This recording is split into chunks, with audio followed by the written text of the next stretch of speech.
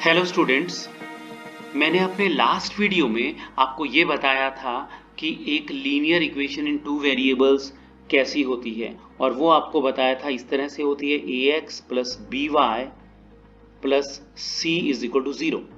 यहाँ पर a, b, c कोई भी रियल नंबर हो सकते हैं और x और y वेरिएबल्स हैं। ओके, अब हम अगर बात करते हैं linear equation in two variables की, तो आपको बताया था कि ये जो दोनों लाइनें होती हैं वो इस तरह से हो सकती हैं। या तो दो लाइनें पैरेलल होंगी, उस केस में नो सॉल्यूशन होगा, और नो सॉल्यूशन। दूसरा केस था कि जो दोनों लाइनें हैं वो एक दूसरे को इंटरसेक्ट कर सकती हैं एक पॉइंट के ऊपर। तो अगर इस तरह का हम केस लेते हैं तो उस केस में एक लाइन ये मानते हैं हम और दूसरी लाइन ये, तो इस केस में ये दोनों एक दूसरे को इंटरसेक्ट कर रही हैं।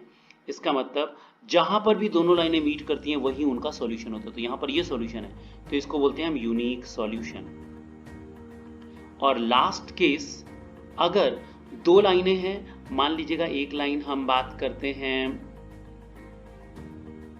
ये मैं रेड कलर से बना रहा हूं और दूसरी लाइन हम ब्लू कलर से बना रहे हैं, तो एक दूसरे को अगर ओवरलैप करती हैं दो लाइनें, तो उस केस में जो उसके सॉल्यूशन होंगे वो इनफाइनाइटली मैनी होंगे। आप देख सकते हैं कि दो लाइनें हैं, नेवर एंडिंग होंगी ये, और क्योंकि ये इनफाइनाइटली मैनी पॉइंट्स पर मीट कर रही हैं, इसका मतलब इसके इनफाइनाइटली मैनी सॉल्यूशंस होंगे। तो आज मैं आपको एक मेथड बताऊंगा जिसको हम बोलते हैं elimination by substitution method. Elimination का मतलब होता है उसको निकाल देना।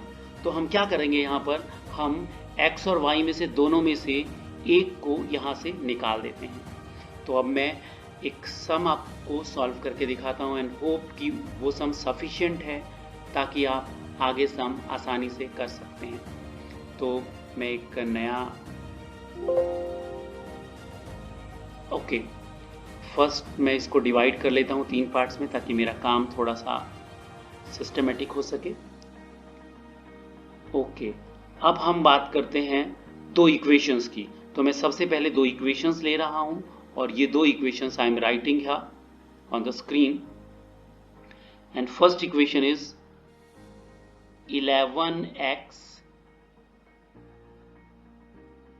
it is 11x plus 15y plus 23 is equal to 0, and second equation is 7x minus 2y minus 20 is equal to 0.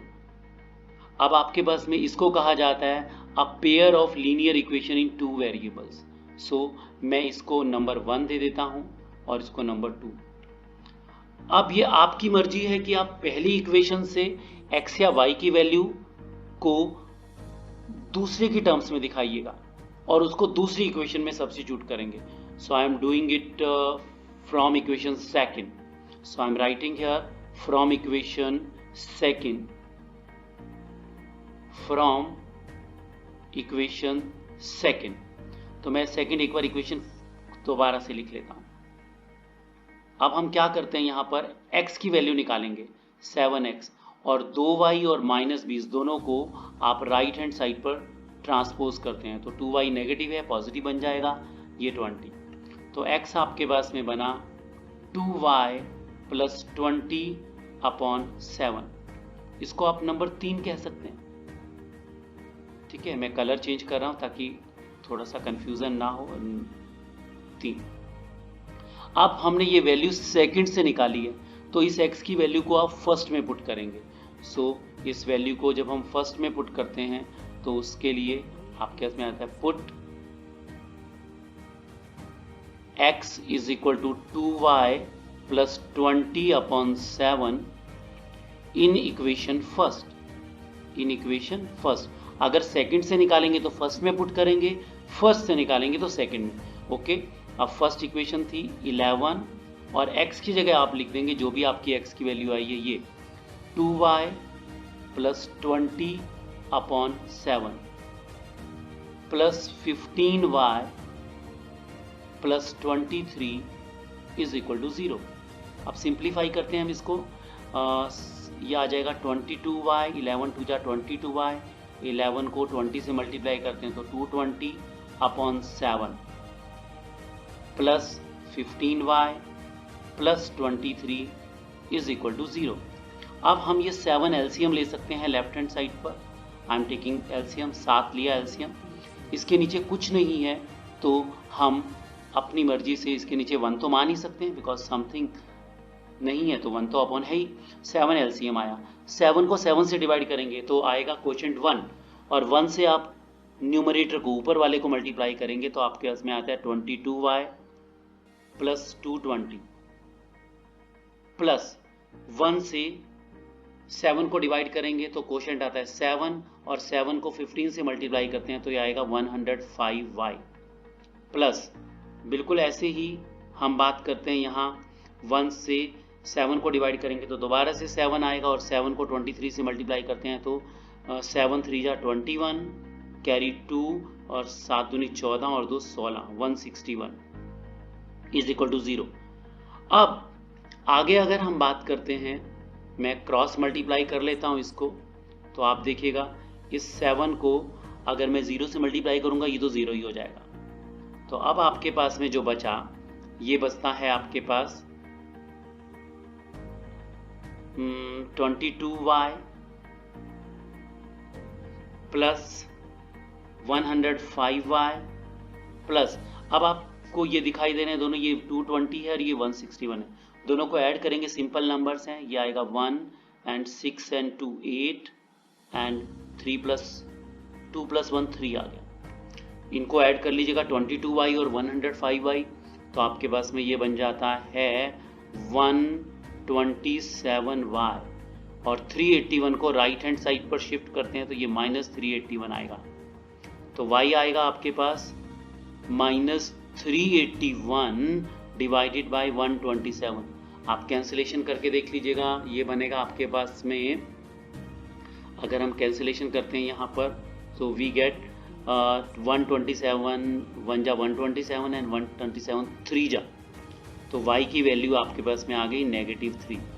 तो ये बहुत इंपॉर्टेंट आपके पास में आंसर का आधा पार्ट आ गया आपके पास में, ये नोट डाउन कर सकते हैं हम अलग से। मैंने इसको बॉक्स के अंदर बंद कर दिया। अब हम पुट करते हैं, put y is equal to -3 इन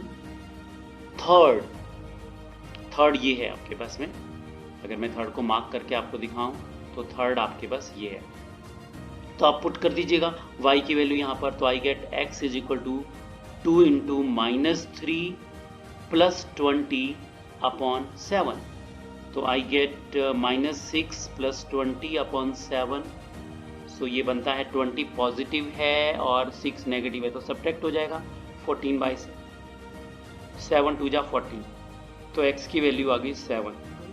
तो आपके पास में x और y दोनों आ गए, तो आपका जो आंसर आ जाता है यहाँ पर, आंसर हम लिख सकते हैं, आंसर आपका आ गया x is equal to 2 and y is equal to -3 and this is our answer. अभी हम इसको चेक भी कर सकते हैं कि हमारा आंसर सही है या नहीं है, तो इसके लिए मैं एक छोटा सा पोर्शन स्क्रीन से हटा देता हूं ताकि हम वेरिफिकेशन कर सकें हमारा आंसर सही है या नहीं। ओके